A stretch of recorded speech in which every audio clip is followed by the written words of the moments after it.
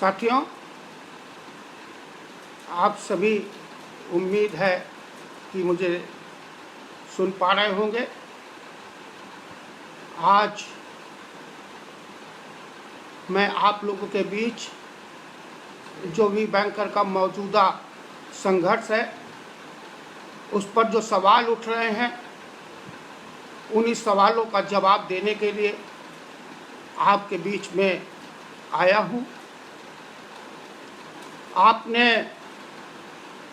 अभी पिछले 3 दिनों में 15 अक्टूबर को वी बैंकर्स के जो हाई कोर्ट में आदेश पारित हुआ, उसके बाद से जो घटनाक्रम घटित हुए हैं उनको बड़े नज़दीक से देखा है। 15 तारीख को तमाम यूनियंस ने एक ऐसा वातावरण बनाना शुरू किया, संदेश जारी हुए कि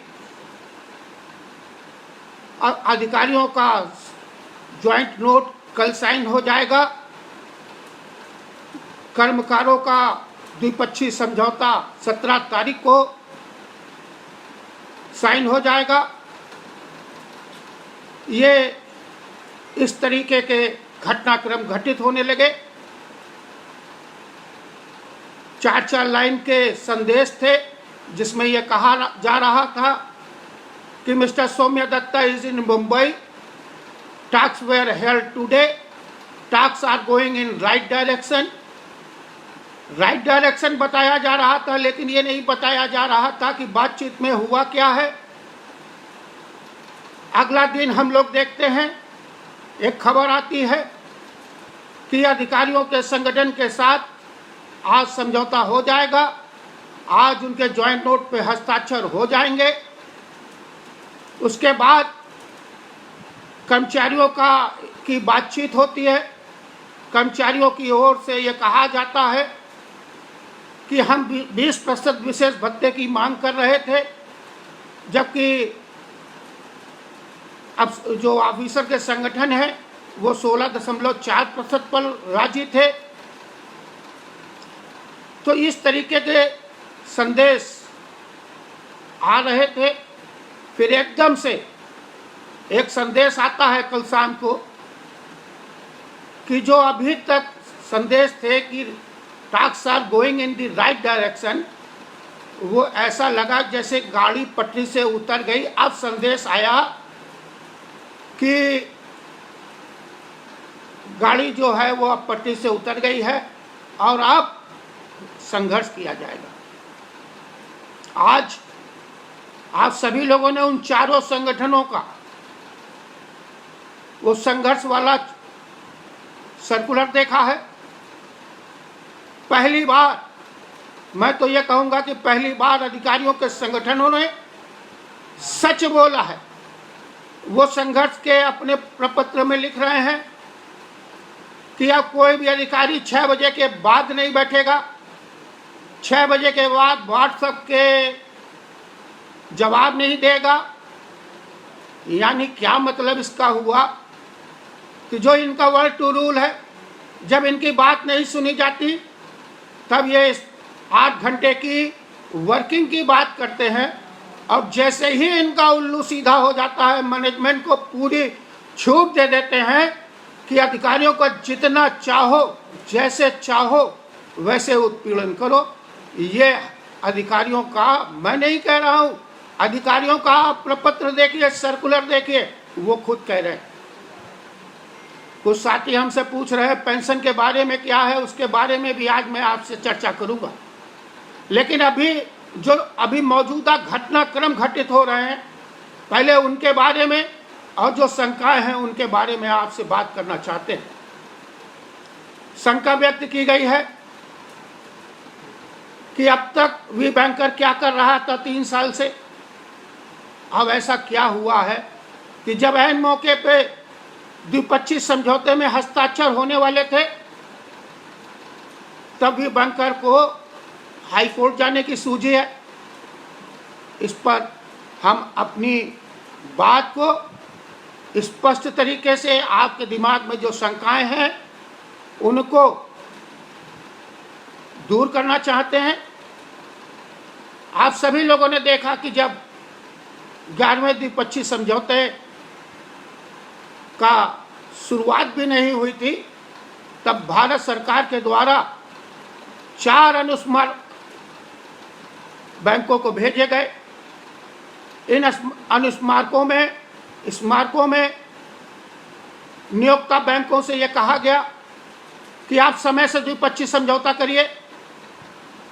हम लोगों को इस बात की आस बंधी कि सरकार बैंक कर्मचारियों के वेतन बढ़ोतरी और पेंशन बढ़ोतरी पे गंभीर है। यह विश्वास इसलिए था कि बैंक कर्मचारियों ने, चाहे वो नोटबंदी रही हो, चाहे जनधन की योजना रही हो, चाहे प्रधानमंत्री जी की या केंद्रीय सरकार की कोई योजना रही हो, उसको पूरी निष्ठा से, समर्पण से, ईमानदारी के साथ पूरा करके दिखाया था। और इस बात की तारीफ प्रधानमंत्री जी ने भी की थी। तो हमें इस बात का विश्वास था कि सरकार गंभीर है और सरकार बैंक कर्मचारियों की मांगों पर जल्दी से समझौता करवाएगी। जो ये अनुस्मारक निकल रहे थे, हम आप लोगों की तरीके से भी, बैंकर भी इसे बड़े धैर्य के साथ देख रहा था। इसके बाद वो दौर भी हमने देखा जब आईबोक के महामंत्री जी की हमने क्रांतिकारिता देखी। आईबोक के महामंत्री जी बैंक कर्मचारियों के बीच में यह संदेश दे रहे थे कि वो सीपीसी के फार्मूला, मिनिमम वेज फार्मूले पे बातचीत करेंगे। चारों अधिकारी संगठनों ने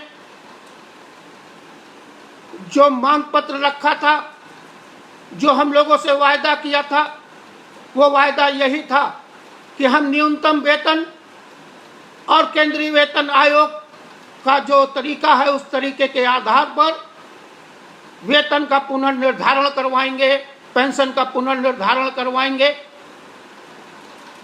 तो जब चारों अधिकारी संगठनों का वायदा था और सौम्य दत्ता जी घूम घूम कर पूरे देश में सेवानिवृत्त कर्मचारियों के बीच में जाकर इस बात का भी संदेश दे रहे थे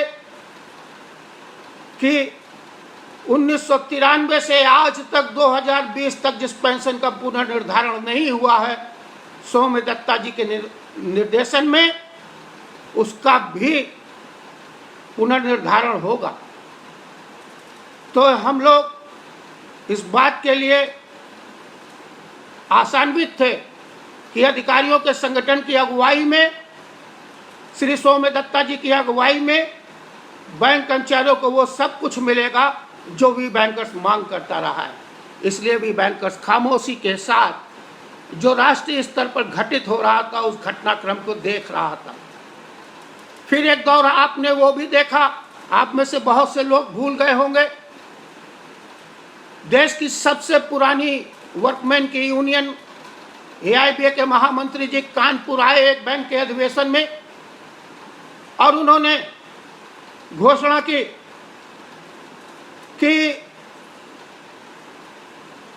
जो भी समझौता होगा वो एआईबीए की डिक्टेशन पे होगा, उसके दिशा निर्देश पर होगा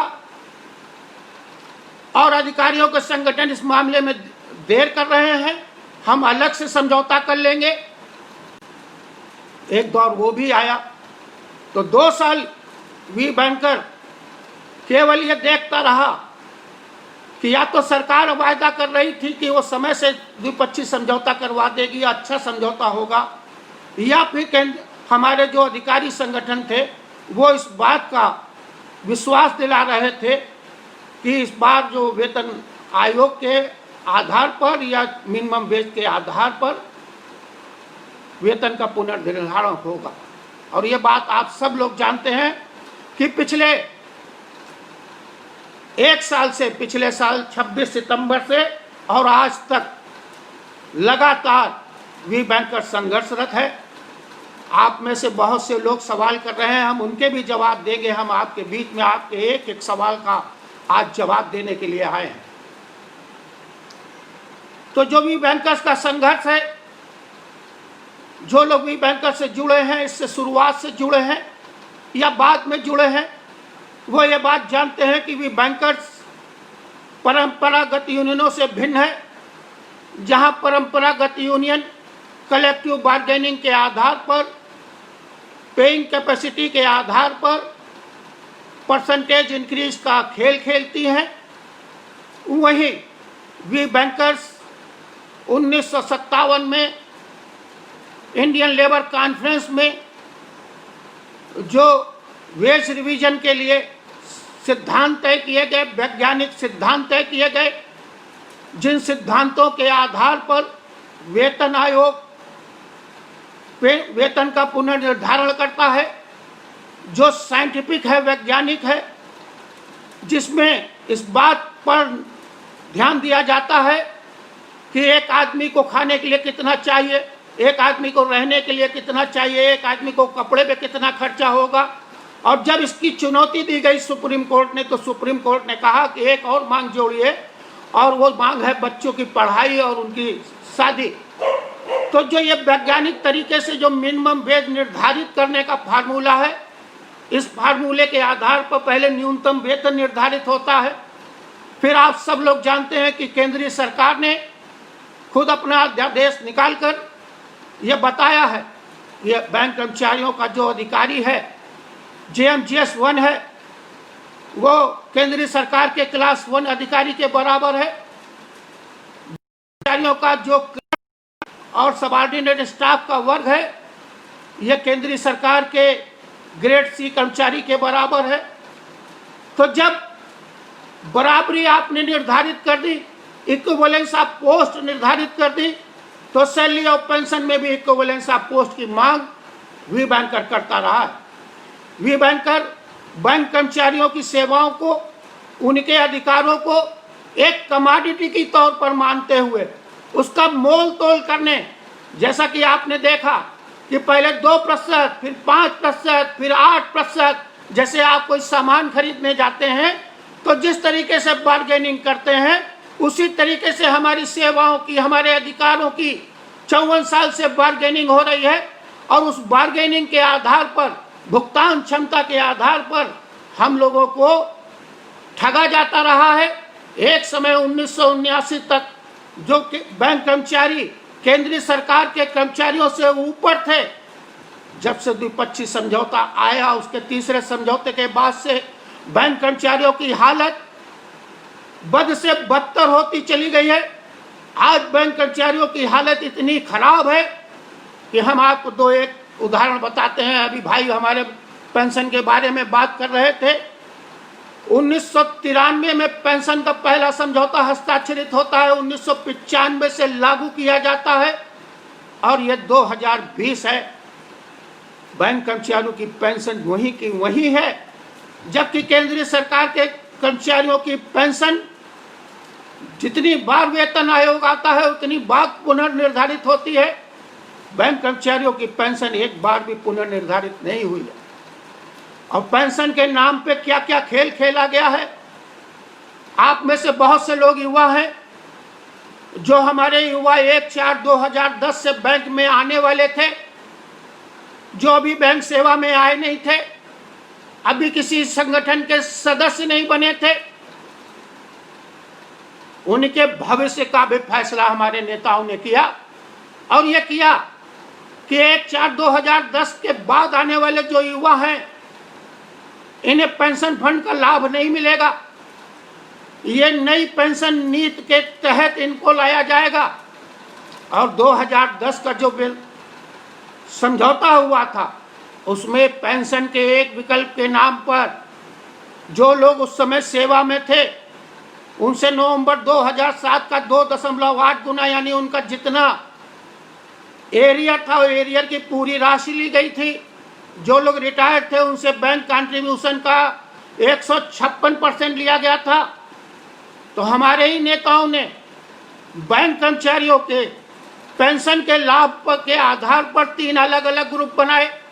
एक 1995 का पेंशन पाने वाला, एक 2010 का पेंशन पाने वाला, और एक 1/4/2010 से आने वाला। ये हमारा युवा बैंक कर्मचारी, जो कि अभी बैंक सेवा में आया नहीं था, अभी किसी संगठन का सदस्य नहीं बना था, जिसने कोई मैंडेट या कोई अधिकार नेताओं को नहीं दिया था, उसे न्यू पेंशन स्कीम के अंतर्गत लाया गया। इस तरीके बैंक कर्मचारियों की एकता तोड़ी गई। तो जो आज हमारा संघर्ष है, वो संघर्ष इस बात का संघर्ष है, आप लोगों ने पिछले साल जब वी बैंकर का संघर्ष शुरू हुआ था, मैं थोड़ा उस तरफ ले जाना चाहता हूं। वी बैंकर ने अपने इस संघर्ष के लिए बहुत तैयारी की। उसने पहले एक रणनीति निर्धारित की और उस रणनीति के आधार पर उसने भारतीय बैंक संघ IBA को चुनौती दी कि IBA एक इलीगल संस्था है। IBA के खिलाफ केंद्रीय जो हमारा राइट टू इंफॉर्मेशन एक्ट का कमिश्नर है, उसने फैसला दिया है। उस फैसले के खिलाफ IBA दिल्ली हाई कोर्ट से स्टे लाया है। IBA ने वी बैंकर ने उसके ऊपर आरोप लगाए थे। वी बैंकर ने जो उसकी सच्चाई बताई थी, 30 सितंबर को एक लॉ सर्कुलर जारी किया IBA ने, और उसने में IBA ने कहा कि IBA has not been created by any statute. IBA is not registered under Trade Union Act. IBA is not registered under Societies Act. IBA is not a legal body. IBA cannot be challenged in any rate or made party in industrial dispute. IBA is not a public authority under the Right to Information Act. इस तरीके की बातें उसने अपने law circular में कही। और जब डिप्टी चीफ लेबर कमिश्नर के सामने वी बैंकर का औद्योगिक विवाद आया, इंडस्ट्रियल डिस्प्यूट आया, तो IBA ने अपने लिखित प्रतिवेदन में वी बैंकर से कहा कि वी बैंकर से वार्ता करने के लिए हमारे पास कोई मैंडेट नहीं है, इसलिए वी बैंकर को चाहिए कि वो नियोक्ता बैंकों को पार्टी बनाए और उनको पार्टी बनाकर अपनी मांगे उनके सामने रखे। IBA की सलाह पर वी बैंकर ने जितनी नियोक्ता पार्टी बैंकें थी उन सभी को पार्टी बनाया और वी बैंकर का इंडस्ट्रियल डिस्प्यूट चला। 18 मार्च को जो मध्यस्थता की कार्रवाई थी वो समाप्त हुई, गलत तरीके से समाप्त हुई, केंद्रीय सरकार के दबाव में समाप्त हुई, UWU के नेताओं की साठगांठ से समाप्त हुई। वी बैंकर ने इसको इलाहाबाद उच्च न्यायालय में चुनौती दी। वी बैंकर ने अपनी याचिका में कहा कि 6 बैंकें ऐसी थीं जो 18 मार्च को पहली बार मध्यस्थता कार्रवाई में भाग ले रही थी। उन्होंने कोई लिखित प्रतिवेदन नहीं दिया, उन्होंने वी बैंकर के इंडस्ट्रियल डिस्प्यूट का कोई रिटन रिप्लाई नहीं सबमिट किया, और डिप्टी चीफ लेबर कमिश्नर ने एकदम से जल्दबाजी में मध्यस्थता की कार्रवाई को समाप्त किया। तो अभी यह मामला चल रहा था कि 22 जुलाई को एक MOU के ऊपर हस्ताक्षर हुए और उसमें कहा गया कि 15% वेतन वृद्धि पर अब हम समझौता करेंगे। इधर 11 जून को डिप्टी चीफ लेबर कमिश्नर ने वी बैंकर के औद्योगिक विवाद पर जो मध्यस्थता कार्रवाई चली थी, विफल हो गई थी, उसकी रिपोर्ट भारत सरकार को भेजी और जो कानून है उस कानून के अंतर्गत 45 दिन के अंदर भारत सरकार को इसके ऊपर एक फैसला लेना था। तो चूंकि फैसला नहीं हुआ था तो वी बैंकर फिर से इलाहाबाद उच्च न्यायालय में गया है। वी बैंकर की मांग है कि इन्होंने MOU जो साइन किया है वह MOU हमारी मांगों से विपरीत है। हम IBA को लीगल स्टेटस नहीं देते, हम IBA को लीगल बॉडी नहीं मानते। IBA खुद अपने आप को एक लीगल बॉडी नहीं मानती। उसकी आप वेबसाइट खोलो, वो पहली बार जैसे ही आप वेबसाइट खोलते हो वो सूचना देती है कि हम एक फैसिलिटेटर, हम लीगल बॉडी नहीं है, हमको रिट पिटीशन में आप पार्टी नहीं बना सकते, हमसे सवाल जवाब नहीं कर सकते। तो हमने कहा एक पहला तो हम लोगों के बीच में यही मतभेद है कि जिसको ये नियोक्ता मानते हैं वो नियोक्ता होने की सामर्थ्य नहीं रखती। सारी हमारी नियोक्ता बैंकें आर्टिकल 12 के अंतर्गत स्टेट हैं, राज्य हैं, उनको सरकार का दर्जा है, और आईबीए एक प्राइवेट पार्टी है, इसलिए हम आईबीए को मान्यता नहीं देते। दूसरे, हम केंद्रीय सरकार के बराबर वेतन और पेंशन की मांग करते हैं, तो हमारी और जिन लोगों के बीच में एमओयू हुआ है उनके बीच में मांगों को लेकर फर्क है, और हमने उनसे पहले हमारी फेल्योर ऑफ कैंसिलेशन रिपोर्ट है, इस पर फैसला होना चाहिए। भी बैंकर ने यह जरूर कहा है, यह बात आप लोग ध्यान में रखिए, क्योंकि इसी बात को लेकर नेता शंकाएं पैदा कर रहे हैं। भी बैंकर्स ने कहा है कि 15% जो वेतन वृद्धि का के लिए बैंकें तैयार हैं, इसको एक अंतरिम इंटरिम रिलीफ के रूप में उस समय तक दिया जाए जबकि भी बैंकर का मामला नेशनल ट्रिब्यूनल या बैंकिंग आयोग के समक्ष लंबित रहे, यह भी बैंकर ने कहा है। कुछ बातें इस द्विपक्षीय समझौते में जो हुई हैं और आपको नहीं मालूम है, हम उन्हें भी बताना चाहते हैं। एक तो जो ये विशेष भत्ता है, इसकी आप कहानी को समझ लीजिए। 2018 में उच्चतम न्यायालय, सुप्रीम कोर्ट, जो देश की सबसे बड़ी अदालत है, उसने एक ऐतिहासिक फैसला दिया। उसने कहा कि जो भत्ते महीने दर महीने दिए जाते हैं और जिस पर महंगाई भत्ता जोड़ा जाता है, महंगाई भत्ते का लाभ मिलता है, ऐसा महीने दर महीने मिलने वाला भत्ता मूल वेतन का हिस्सा है, बेसिक पे का एक पार्ट है। इधर हमारे नेता लोग 10वें द्विपक्षीय समझौते में एक 7.75 का विशेष यूनिक, जो कभी पहले नहीं मिला था, बैंक कर्मचारियों ने देखा नहीं था, कहीं सुना नहीं था, वो लेके आए थे स्पेशल अलाउंस, और उस स्पेशल अलाउंस पे डीए भी मिलता था। तो सुप्रीम कोर्ट के आदेश के आधार पर इस बात की मांग उठनी चाहिए थी हमारे नेताओं की ओर से कि अब सुप्रीम कोर्ट ने फैसला दे दिया है कि एक ऐसा भत्ता जिस पर महंगाई भत्ता मिलता है, जो महीने दर महीने सभी कर्मचारियों को दिया जाता है, इसे मूल वेतन का भाग माना जाए, इसे मूल वेतन माना जाए। ये मांग हमारे नेताओं की ओर से नहीं उठी। हाँ, कारपोरेशन बैंक के कुछ सेवानिवृत्त रिटायर्ड कर्मचारियों ने उसी सुप्रीम कोर्ट के आदेश को आधार बनाकर माननीय केरला उच्च न्यायालय में एक याचिका दायर की। माननीय केरला उच्च न्यायालय ने फैसला दिया उनके पक्ष में। केरला उच्च न्यायालय ने कहा कि यह जो स्पेशल अलाउंस है, यह जो विशेष भत्ता है, यह सुप्रीम कोर्ट के निर्णय के आधार पर मूल वेतन का एक हिस्सा है। इसे आप बेसिक में जोड़िए, इनकी पेंशन की फिर से गणना कीजिए, इसे रिकैलकुलेट कीजिए और इनको एरियर के साथ भुगतान कीजिए।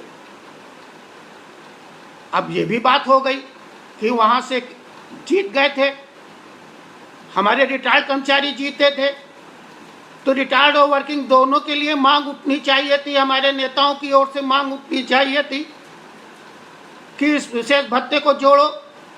जब 10वें द्विपक्षीय समझौते में ये विशेष भत्ता आ रहा था तो हम लोगों ने नहीं, जो United forum of bank union है उसकी ही एक घटक union Indian national bank employees federation के महामंत्री जी ने, जो आज स्वर्गवासी हैं, स्वर्गीय सुभाष सावंत जी ने 21 मई 2015 को द्विपक्षीय समझौता हस्ताक्षरित होने से 4 दिन पहले यूएफबीयू के संयोजक को एक पत्र लिखकर ये कहा था कि आप जो ये नायाब यूनिक स्पेशल अलाउंस ला रहे हैं, इससे लोगों की पेंशन कम हो जा रही है।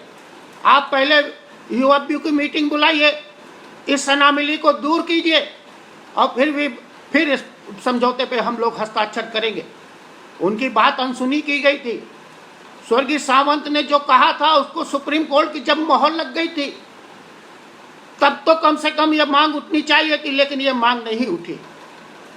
अब जब वार्ता हो रही थी अभी 11वें द्विपक्षीय समझौते के लिए, तो आईबीए ने हमारे अधिकारी संगठनों को, कर्मचारी संगठनों को यह सूचित किया कि आपकी जो ये मांग है कि स्पेशल अलाउंस को बेसिक में जोड़ा जाए, यह मैटर सब जुडिस है, क्योंकि कॉरपोरेशन बैंक ने केरला हाई कोर्ट की डिवीजन बेंच में इसके लिए अपील की हुई है। हमारे नेताओं ने इसको सब जुडिस मान लिया। हम एक सवाल करना चाहते हैं अपने श्रद्धेय नेताओं से, अपने माननीय नेताओं से, कि माननीय नेताजी, जनता के बीच में आकर ये बताइए कि सब जुडिस का मतलब क्या होता है। एक कॉरपोरेशन बैंक एक डिवीजन बेंच में एक अपील कर देती है, मैटर सब जुडिस हो जाता है। और जो आज समझौते पर मदुरई में, चेन्नई में, देश के न जाने कितने कोनों में याचिका लगी है, तब मामला सब जुडिस नहीं होता। जब कर्मचारी रिट लगाता है तो मामला सब जुडिस नहीं होता, और एक बैंक अगर अपील करती है तो मैटर सब जुडिस हो जाता है। तो हमारे नेता इस बात पर, आईबीए की इस बात पर आंख मूंद कर राजी हो गए कि इस बार जो द्विपक्षीय समझौता होगा उसमें जो ये विशेष भत्ता आएगा, इस पर डीए नहीं मिलेगा। अभी तक आपको विशेष भत्ते पे डीए मिलता था। अब जो ये 16.4 या 20% की जो ये बात कर रहे हैं विशेष भत्ते की, इस पर महंगाई भत्ता नहीं मिलेगा आपको। ये तय कर आए हैं हमारे नेता, इस बात पे मोहर लगाए आए हैं। और अगर आप लोग जो बहुत अच्छे लोग हैं, जो सचेत हैं, जो अपने अधिकारों के प्रति जागरूक हैं, वो ये जानते हैं कि आज महंगाई भत्ते की दर लगभग 77% है, 77.3 या ऐसे ही कुछ है। तो वो अगर 7.75 का जो हमारा विशेष भत्ता है, उस पर जो 2.5% का लोड फैक्टर देते हुए जो हमारी बेसिक तय हो रही है, उस पर वो जो पुराना 7.75 का स्पेशल अलाउंस है, उस पर अगर हम महंगाई भत्ते को जोड़कर रकम निकालें तो 13 या 14% तो वो अपने आप बैठ जाता है। और उसको किसी एक जगह पर ये रोके दे रहे हैं। बैंक कर्मचारी ये बात अच्छी तरह से जानता है, उसने इस बात का अनुभव कर लिया है कि जितनी तनख्वाह हमारे नेता 5 साल में द्विपक्षीय समझौते के जरिए बढ़वाते हैं, उससे कहीं ज़्यादा तनख्वाह महंगाई भत्ते के रूप में बैंक कर्मचारियों की बढ़ती है। तो ये 16.4 या 20% का जो स्पेशल भत्ता लाने वाले हैं, ये अब इस पर महंगाई भत्ता नहीं मिलेगा। और चूंकि महंगाई भत्ता नहीं मिलेगा, इसलिए नहीं मिलेगा क्योंकि सुप्रीम कोर्ट के निर्णय की अवहेलना करनी है, क्योंकि हमें आईबीए के सामने समर्पण करना है। आईबीए कह रही है कि मैटर सब जुडिस है, तो हमको ये सब जुडिस मानना है। अगर हम ये कहें कि जैसे पिछली बार दिया था उसी तरीके से दे दो, हमको डीए की तरीके से दे दो, जो 2015 में वैलिड था वो 2020 में इनवैलिड हो गया। कैसे तर्क हैं हमारे नेताओं के, और इन तर्कों को हम कैसे हजम करें, ये चीज भी हुई है। कहकर गए हैं कि 5 डे बैंकिंग लागू कराएंगे। 5 डे बैंकिंग पर आईबीए कह देती है कि केंद्र सरकार नहीं राजी है, हम उसको प्रपोजल भेजेंगे। आप प्रपोजल भेजने पर राजी हो जाते हैं। अरे अगर आपने बैंक कर्मचारियों से वायदा किया है, एक हस्ताक्षरित मांग पत्र पर हस्ताक्षर किए हैं, तो आपको संघर्ष करना चाहिए, सरकार को राजी करना चाहिए, 5 डे बैंकिंग लागू करवानी चाहिए। रिजर्व बैंक 5 दिन खुलती है, जो हमारी रेगुलेट करती है हमको। केंद्रीय सरकार के कर्मचारी 5 दिन काम करते हैं, सब लोग 5 दिन काम करते हैं। बैंक कर्मचारी को ये सुविधा नहीं मिलेगी। क्यों नहीं मिलेगी? वजह क्या है? कौन वैज्ञानिक और रीजनेबल तरीका है जिसकी वजह से नहीं मिलेगी? 5 डे बैंकिंग नहीं मिलेगी। आप कह के गए कि रेगुलेटेड वर्किंग आवर हम लागू करवाएंगे। अरे अब आप रेगुलेटेड वर्किंग आवर भूल गए, और अब जब आपका के साथ समझौता नहीं हुआ है अभी परसों, तो आज आप एक सर्कुलर निकाल कर कह रहे हो कि 6 बजे के बाद कोई नहीं बैठेगा। अरे दुनिया भर में सब लोग जानते हैं, 1 मई हम लोग इसीलिए मनाते हैं कि दुनिया भर का एक कानून है कि काम के घंटे 8 घंटे से ज़्यादा नहीं हो सकते, और ये बात नेता लोग जानते हैं। इसीलिए वो कह रहे हैं, आज जब आंदोलन पर तो हैं तब कह रहे हैं कि आप 6 बजे के बाद नहीं बैठेगा कोई अधिकारी। तो ये केवल जब आप आंदोलन करते हैं तब तक 6 बजे तक नहीं बैठेगा। अगर आज आपका उल्लू सीधा हो जाएगा तो आप मैनेजमेंट को पूरी छूट दे देंगे कि चाहो तो 7 बजे तक बैठा लो, चाहे 8 बजे तक बैठा लो, चाहे 9 बजे तक बैठा लो। अब कह रहे हैं कि व्हाट्सएप पर किसी भी हम संदेश का जवाब 6 बजे के बाद नहीं देंगे। अरे हमारा एक सवाल है कि 25 समझौते में ऑफिसर सर्विस रेगुलेशन के किस हिस्से में, किस प्रावधान में व्हाट्सएप के उपयोग को ऑफिशियल उपयोग माना गया? एक व्हाट्सएप ना हुआ, लोगों की नींद हराम करने का एक माध्यम हो गया। रात के 12 बजे भी एक आदेश दिया जा सकता है, सवेरे 4 बजे भी, जिस समय साहब जग जाए, जिस समय बॉस जग जाए, बॉस के दिमाग में एक फितूर आ जाए कि आज ये काम करवाना है, व्हाट्सएप पर वो एक संदेश डाल देते हैं, साथ में धमकी भी डाल देते हैं। तब आपकी आंखें फूट जाती है, तब आपने कभी विरोध नहीं किया। आज जब आपकी बात नहीं सुनी गई और सुनी नहीं गई, क्या आप इतना धोखा दे रहे हैं? अगर 16 तारीख को आपकी सहमत बन गई थी, 17 तारीख को आपने सारे पदाधिकारियों को मुंबई बुला लिया था, आपके सारे पदाधिकारी मुंबई पहुंच गए थे, आपने 16 तारीख को सारी जो चीज़ें तय की थी उन पर इनिशियल किए थे, तो आज क्या वजह है कि आप उसको सार्वजनिक नहीं करना चाहते? आयोग के एक मुख्य पदाधिकारी जो एक बड़ी बैंक में महामंत्री हैं, उन्होंने एक संदेश भेजा है। आप लोगों से बहुतों ने उस संदेश को देखा होगा। उनका संदेश है कि महामंत्री जी का मेरे पास फोन आया, महामंत्री जी ने मुझे मुंबई बुलाया, कहा कि ज्वाइंट नोट पर दस्तखत करने के लिए आप आ जाइए। मैंने उनसे पूछा कि ज्वाइंट नोट में क्या क्या होने वाला है, कुछ हमको एक आइडिया दे दीजिए। उन्होंने आइडिया देने से इनकार कर दिया। अरे ये कैसी यूनियन चल रही है, ये कैसी पारदर्शिता है? आप ऐसी कौन सी चीज़ है जो छुपाना चाहते हो हस्ताक्षर करने से पहले? ज्वाइंट डेट पर सिग्नेचर करने से पहले ऐसी क्या क्या बातें हैं जिन्हें आप छुपा रहे हो, जिन्हें आप अंधेरे में रख रहे हो, जिसे अपने पदाधिकारी को नहीं बता रहे हो, जो एक बड़ी यूनियन का विधिवत निर्वाचित महामंत्री है, आपसे एफिलेटेड यूनियन है, उस तक को नहीं बता रहे हो। आम कर्मचारी तो बहुत बात की बात है, उसको भी आप नहीं बताना चाहते हैं। ये कौन से संदेश आने लगे? वी बैंकर की रिट के बाद negotiations were held, talks were held, talks are moving in the right direction, a settlement is going to be signed। ये सब क्या है? और आज ये साबित हो गया। चेन्नई के एक वकील साहब ने एक याचिका डाल दी, अर्जेंसी की एप्लीकेशन लगा दी। आज इतवार के दिन उसकी सुनवाई हुई, और उस सुनवाई में आईबीए ने कहा है कि 22 अक्टूबर से पहले किसी भी किस्म की कोई बातचीत या समझौते की संभावना नहीं है। उसने कहा है कि इनके साथ कोई मीटिंग नहीं हुई है। तो क्या मतलब निकल रहा है कि आप जो ये हम लोगों के बीच में संदेश डाल रहे थे तो झूठ बोल रहे थे?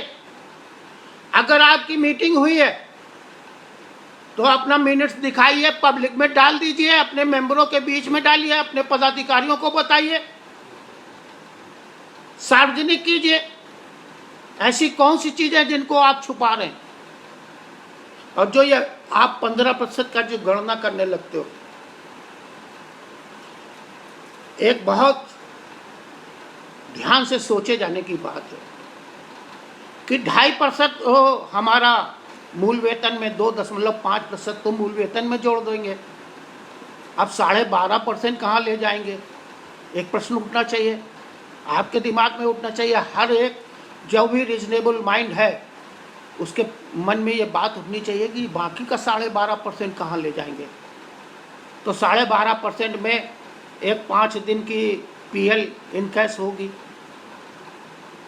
4 हाई कोर्ट की फुल बेंच ने दिल्ली, यूपी, झारखंड, पंजाब, इन्होंने फैसला दिया है कि जो आप अपनी पीएल बचाते हो ये सैलरी का पार्ट है, ये इनकैसेबल है, ये एक तरीके से रकम है, राइट टू प्रॉपर्टी है।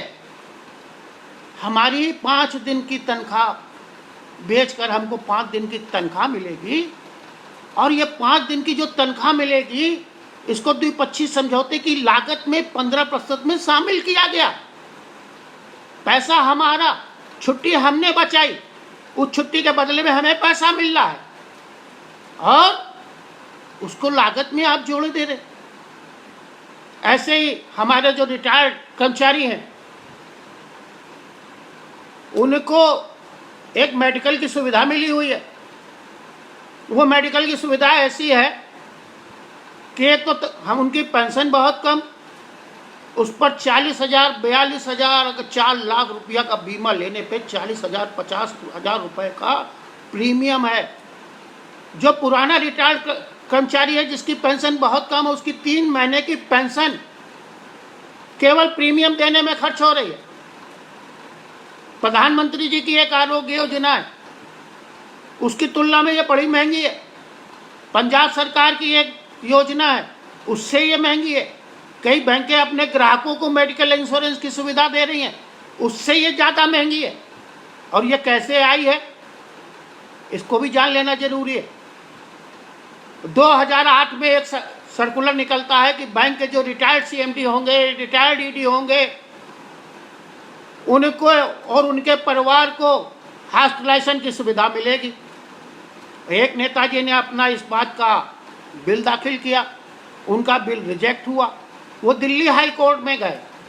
दिल्ली हाई कोर्ट ने एक फैसला दिया जिसमें ऊपर से नीचे तक स्वर्गीय जेके साहनी जी, जो कि पंजाब नेशनल बैंक में एक यूनियन के राष्ट्रीय महामंत्री थे, उनकी सारी बातों को माना और आखिरी पैरे में कहा कि चूंकि बैंकिंग उद्योग में फैसले वहाँ की बहुमत प्राप्त यूनियनों के बीच में, प्रमुख यूनियनों के बीच में और मैनेजमेंट की यूनियन के साथ होते हैं, लिहाजा कर्मचारी अपनी यूनियन के माध्यम से यह बीमारी वाला, हॉस्पिटलाइजेशन वाला मुद्दा उठाए। तो साहनी साहब ने 9 यूनियन को हाई कोर्ट के आदेश के साथ अपनी मांग भेजी कि बैंक कर्मचारियों की ओर से आप मांग करिए कि जिस तरीके से सीएमडी को, ईडी को रिटायरमेंट के बाद चिकित्सा की सुविधा मिलती है वो एक आम कर्मचारी को भी मिले। जब 9वां द्विपक्षीय समझौता हस्ताक्षरित हुआ और उसमें आम बैंक कर्मचारियों को यह हॉस्पिटलाइजेशन की सुविधा नहीं मिली, रिटायर्ड कर्मचारियों को, तो माननीय जेके साहनी जी ने दिल्ली उच्च न्यायालय में इस पर अपील की। डिवीजन बेंच में उनकी रिट खारिज हुई। वो सुप्रीम कोर्ट गए, सुप्रीम कोर्ट में उन्होंने खुद प्लीड किया, उनकी रिट एक्सेप्ट हुई और आईबीए, भारत सरकार और सारी 9 यूनियन को शो कॉज नोटिस जारी हुआ। तो जो स्वर्गीय जेके साहनी की लगाई हुई रिट 10वें द्विपक्षीय समझौते के दौरान गले का फांस बन गई।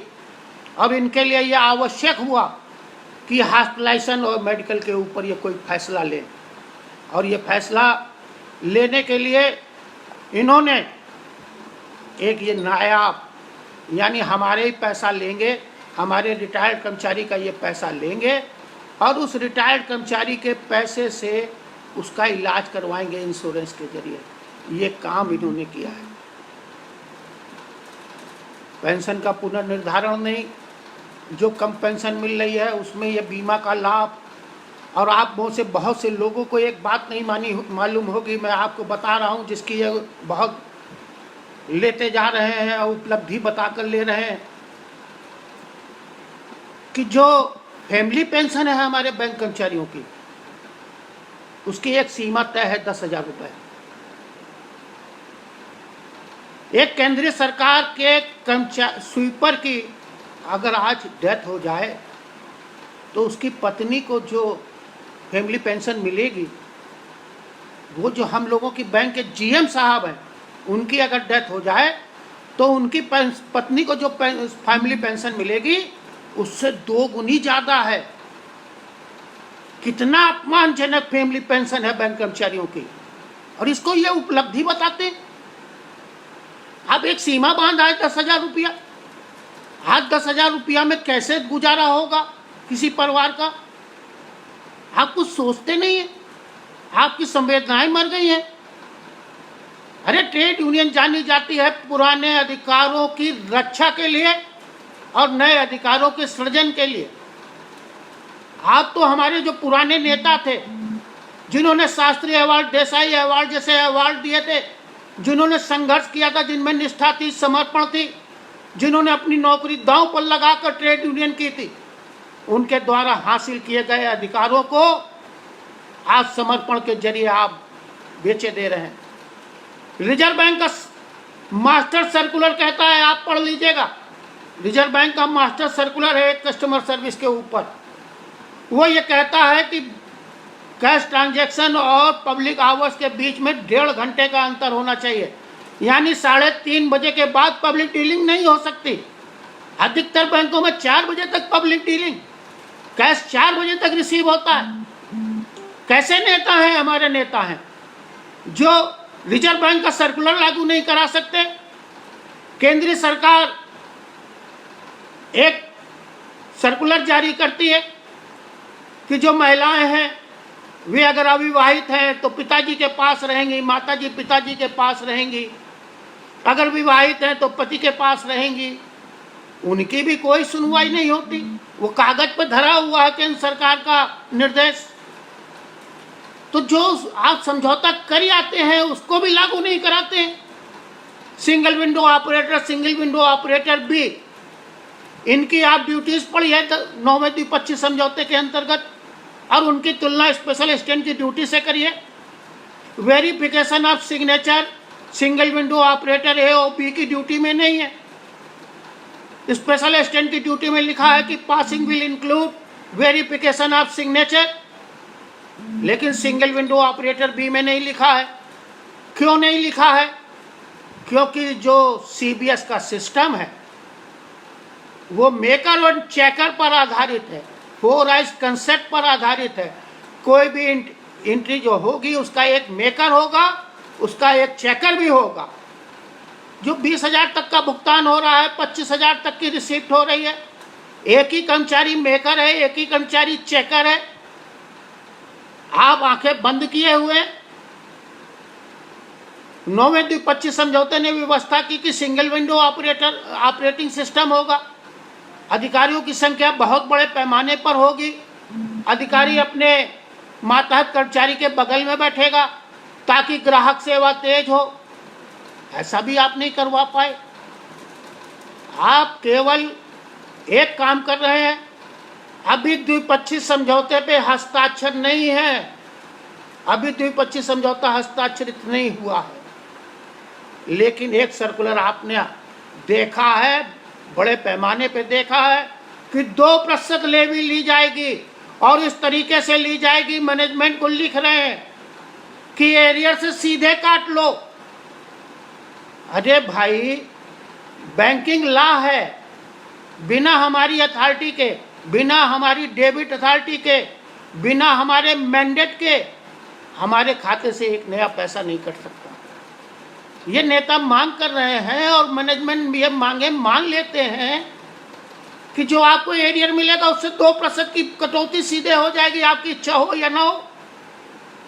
अभी पिछले समझौते में कई उच्च न्यायालयों ने यह फैसले दिए कि ये इलीगल है, इनवैलिड है, इनऑपरेटिव है, फिर भी आप ये मांग कर रहे हैं और मैनेजमेंट ये मांग मान रही है। तो क्या मतलब है कि आपकी मैनेजमेंट से यारी है, किसी तरीके का दोस्ताना है? आप संघर्ष का रास्ता ही खो चुके हैं। आप केवल समर्पण करना जानते हैं, और समर्पण इसलिए करना चाहते हैं कि आपको 2% की लेवी मिल जाए, जब आप रिटायर हो तो आपको 20 लाख की कार मिल जाए। इन्हीं कामों के लिए ट्रेड यूनियन रह गई है। तो ये वो बातें हैं जिनके लिए वी बैंकर संघर्ष कर रहा है। एक सौरभ सरदार जी हैं, उनकी यह शंका है कि जो वी बैंकर हाई कोर्ट में गया है तो कहीं 8-10 साल तो ये मामला नहीं लटक जाएगा। मैं उनसे ये कहना चाहता हूँ, सम्मान के साथ कहना चाहता हूँ कि आप इंडस्ट्रियल डिस्प्यूट एक्ट में सेक्शन 10 और 11 को पढ़ लीजिए। केंद्रीय जो औद्योगिक न्यायाधिकरण है उसको 3 महीने में अवार्ड का फैसला करना पड़ता है। हम थोड़ी देर के लिए मान लेते हैं कि 3 महीना में विलंब होगा तो दुगनी हो जाएगी, 6 महीने में फैसला होगा, लेकिन इससे ज़्यादा समय नहीं लगता। यहाँ तो आपने 3 साल इंतजार किया है, वार्ता पे वार्ता चली है और आपने उन वार्ता के मिनट्स नहीं देखे। जो नेताजी ने सर्कुलर जारी कर दिया उसी को मान लिया है कि आज यही वार्ता हुई है, और अभी क्या साबित नहीं हुआ है कि 3-4 दिन में नेता लोग केवल झूठ बोले। आज साबित नहीं हुआ है चेन्नई में कि ये जो कह रहे थे कि 16% और 16.25% और 20% देखो मतभेद है, यह केवल एक खेल था, कोई वार्ता नहीं हुई है। 22 अक्टूबर तो कोई समझौता नहीं हो सकता। आपने इनको 3 साल का समय दिया। अगर आप शास्त्री अवार्ड और देसाई अवार्ड को उठाएंगे तो क्यों ये हम मांग कर रहे हैं नेशनल इंडस्ट्रियल ट्रिब्यूनल की? क्योंकि वो एक पारदर्शी तरीका है। उसमें ये लिखा जाता है कि किसी यूनियन ने क्या मांग की, उसने अपने मांग के समर्थन में क्या कहा, उसका डिस्कशन होता है, फिर आयोग बताता है या ट्रिब्यूनल बताता है, प्रिसाइडिंग अफसर बताता है कि यह मांग क्यों नहीं मानी गई, इस मांग को क्यों नहीं तर्कपूर्ण माना गया। तो अगर आज हमारे दिमाग में सवाल उठते हैं कि हमारी 5 दिवसीय बैंकिंग की मांग थी, तो हमें यह जानने का हक तो है कि 5 दिन की हमारी मांग क्यों नहीं मानी गई, क्या वजह थी। हमारी मांग थी कि स्पेशल अलाउंस को बेसिक का पार्ट बनाया जाए, 7.75 को 2.250 जो अभी आप लोड फैक्टर तय करके आए हो 10.25%, ये बेसिक का हिस्सा होना चाहिए था। अगर ये बेसिक का 10.25% हिस्सा हो जाए तो आप सोचिए कि कितना फायदा होगा। सारी चीज़ें तो बेसिक पर ही घूमती हैं, ये केंद्रीय धुरी है, ये वो चीज़ है जिसके इर्द गिर्द HRA, स्पेशल पे, सारी चीज़ें इसी के इर्द गिर्द घूमती हैं। जब आप बेसिक को ही कम कराए दे रहे हो, 2.50 का लोड फैक्टर कर रहे हो, एक गणना की जा रही है कि इतना रुपया है, इसको जिस तरीके से चाहो ले लो, उसको आपस में आप बांट रहे हो, 2 इसमें दे दिया, इतना 5 में दे दिया, इतना HRA में दे दिया, इतना CCA में दे दिया। ये क्या तरीका है? कोई वैज्ञानिक और तर्कपूर्ण तरीका तो होना चाहिए ना। यही हमारे वी बैंकर का संघर्ष है। हम सभी बैंक कर्मचारियों को, चाहे वो सेवारत हों चाहे सेवानिवृत्त हों, और इसके साथ साथ वो लोग भी जैसे कैंटीन एम्प्लॉय, जैसे ATM के गार्ड, ऐसे लोग जिन्हें बैंक कर्मचारी नहीं माना जाता है, जो सवेरे से शाम तक बैंक खुलने से लेके और हमारे रहने तक हमारी सेवा करते हैं, हम उनकी भी मांगों को लेकर चल रहे हैं। हम चाहते हैं कि भी बैंकर का आंदोलन एक बदलाव का आंदोलन बने। यह एक बार फिर से बैंक कर्मचारियों को उसी दौर में ले जाए जब बैंक कर्मचारियों के ट्रेड यूनियन मूवमेंट का इतिहास, उपलब्धि का इतिहास होता था, जब बैंक कर्मचारी बड़ी शान के साथ सीना तान कर चलता था और कहता था कि हमारी तनख्वाह केंद्रीय सरकार से ज़्यादा है। केंद्रीय सरकार से लोग इस्तीफा देकर बैंक की सेवा में आते थे।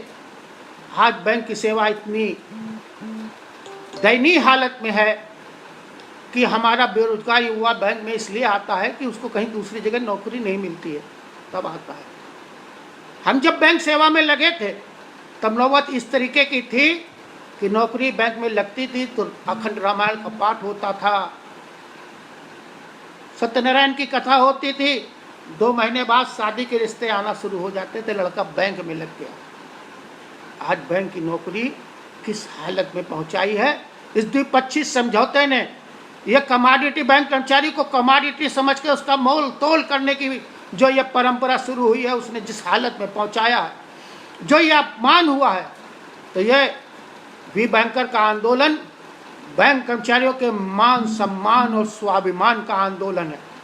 यह आंदोलन उनके मौलिक अधिकारों से संबंधित है कि अगर बैंक का अधिकारी केंद्र सरकार के क्लास 1 अधिकारी के बराबर है, अगर बैंक का क्लर्क, बैंक का चपरासी केंद्रीय सरकार के ग्रेड सी के कर्मचारी के बराबर है, तो हमारी तनख्वाह भी उनके बराबर होनी चाहिए।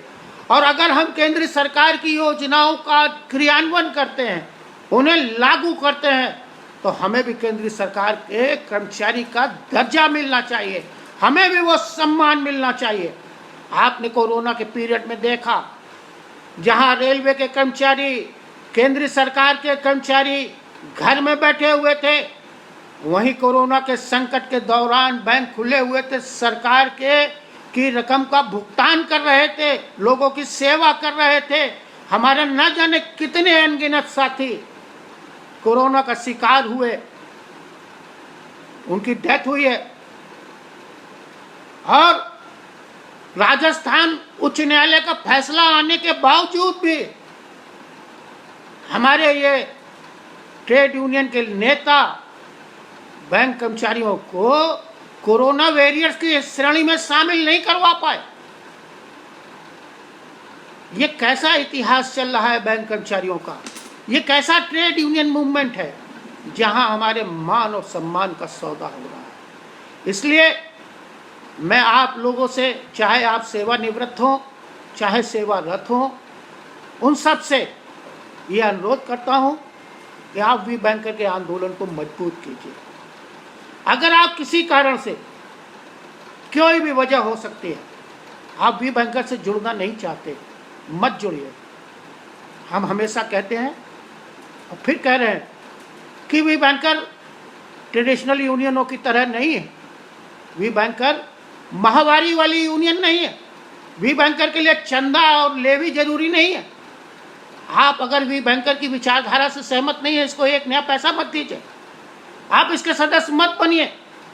हम आपसे अनुरोध नहीं कर रहे, लेकिन एक अनुरोध आपसे जरूर कर रहे हैं कि अगर आपकी आत्मा कहे, आपका दिल कहे, आपका दिमाग कहे कि आपको एक उपभोग की वस्तु समझकर, आपको एक कमोडिटी समझकर आपकी सेवाओं का मोल तोल हो रहा है, आपको आपका वाजिब हक नहीं मिल रहा है, आपको आपका अधिकार नहीं मिल रहा है, तो इन यूनियनों से आप बड़े पैमाने पर इस्तीफा दीजिए। इन यूनियनों से अपना नाता तोड़िए और ये नाता विलंब तोड़िए। ये संदेश जाना चाहिए कि हम जो ये केंद्रीय स्तर पर जो नाटक और नौटंकी कर रहे हैं, इसकी प्रतिक्रिया हुई है बैंक कर्मचारियों में। अब विरोध में एक दिन में 1-1 लाख बैंक कर्मचारी हमारी यूनियन को छोड़ रहा है। ये काम कीजिए आप। आपको अगर वी बैंकर अच्छा नहीं लगता, मत आप उससे जुड़िए। क्योंकि हम जानते हैं कि हमारे वी बैंकर का मूल मंत्र है कि हम आपके दिल में जगह बनाना चाहते हैं, आपका दिल में जगह बनाकर आपका समर्थन लेना चाहते हैं। हम अपने कार्य से, अपने व्यवहार और आप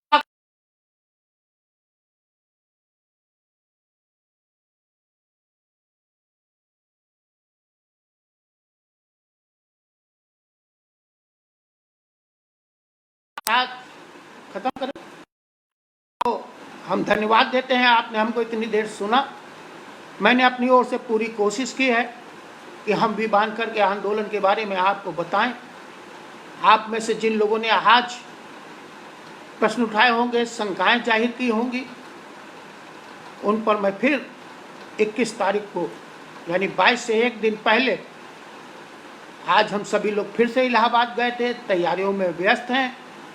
हम सफलता से एक कदम दूर हैं, इतिहास बनाने की ओर अग्रसर हैं।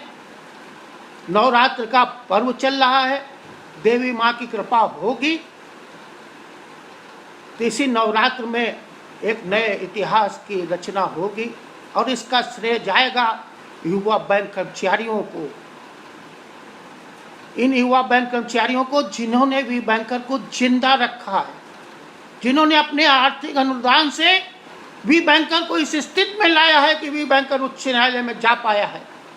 हम आप सबका दिल से आभार व्यक्त करते हैं, आपकी बहादुरी को सलाम करते हैं और अपने रिटायर्ड कर्मचारियों से ये अपील करते हैं कि आपके अनुभव की, आपके ज्ञान की इन युवा बैंक कर्मचारियों को आज ज़रूरत है।